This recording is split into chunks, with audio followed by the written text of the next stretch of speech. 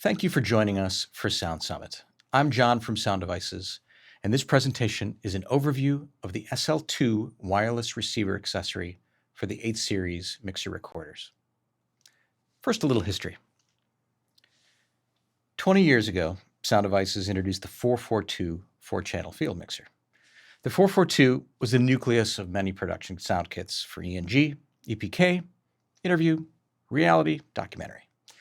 The mixer shared space in the bag with wireless receivers and wireless transmitters. Wireless and mixers have complemented each other for decades.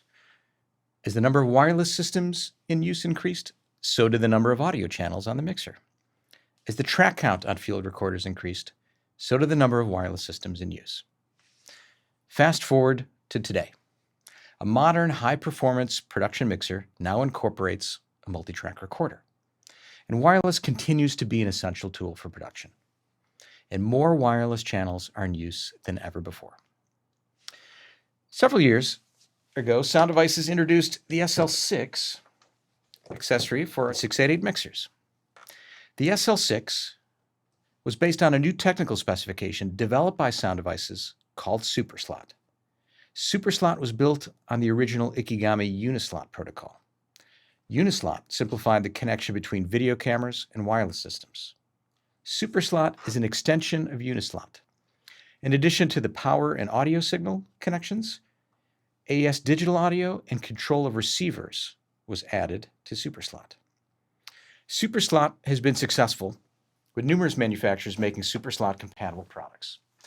Manufacturers include Sound Devices, Audio Limited, Electrosonics, Wizicom, Sennheiser, and Sony. We look forward to seeing additional Superslot compatible products from more manufacturers in the future. The SL-2 is the first of a new range of integrated Superslot accessories for the 8 series. While the SL-6 is compatible with Scorpio, the SL-2 works with all 8 series, including the 833, 888, and Scorpio. The SL-2 chassis simplifies setup and interconnection between 2 wireless receivers and an 8 series. Each slot in the SL-2 supports either 2 or 4-channel Superslot compatible receivers. Those receivers include Electrosonics SR, including the B, C, and 941, Audio Limited A10RX is connected here, Wizicom MCR42 and MCR54, which is connected here, and the Sennheiser EK6042. Now, the SL-2 mounts to the top of an 8 series. Here it is mounted to the 833. And note that the SL-2 requires an 8 series to operate. It does not operate in standalone operation. All connections are through the 8 series top side multi-pin expansion port. Receivers are powered from the 8 series via the expansion port from the same power source that powers the mixer. So here we have a smart battery that is powering the 833 and therefore powering the SL-2 and the 2 wireless receivers. The SL-2 integrates antenna distribution for connected receivers. It supports passive, active, and smart antennas and provides 12-volt bias plus antenna loop-through connections. To improve range and reduce the chance for dropouts, the SL-2 offers antenna filtering to restrict incoming RF bandwidth before hitting the receiver. These low-loss pre-select filters can be inserted in ranges, and let's go ahead and select that, which we already have a filter selected, from 470 to 614, which is typical for UHF in the US, 542 to 694, 606 to 770, 770 to 960, 1240 to 1260. And then there's also a wideband setting, which is just like having the receiver connected directly to the antenna. Now, the combination of tuned antennas and the SL-2 pre-select filters works in addition to a receiver's tracking filter. Antenna RF attenuation of 6, 12, and 18 dB can be inserted to reduce RF in situations like mine here, where I have very close proximity transmitters, potentially at high RF powers. The SL-2 also offers support for controlling Wisicom LFA smart antennas. Now let's navigate to the overview screen and take a look at the connected receivers. A quick glance shows up to 8 RF signals, including signal strength with history and level. Now, if I navigate to an individual receiver,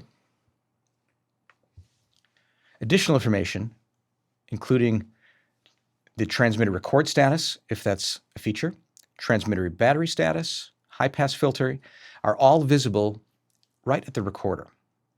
You also see the signal strength histogram. And let's disconnect the antenna here of our transmitter, and we could see that histogram change as our signal strength now goes away. We'll reconnect this, and we'll get signal back at the receiver. Now, each slot can accept 4 channels of audio. In the setup I have here, I've got the MCR54, which offers 4 channels. I have the A10RX, which offers 2.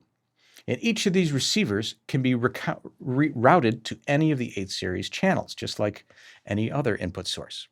So let's go to an input, select our input, and we can see, I'm in your way here, we can select from slots A1 through 4 and B1 through 4.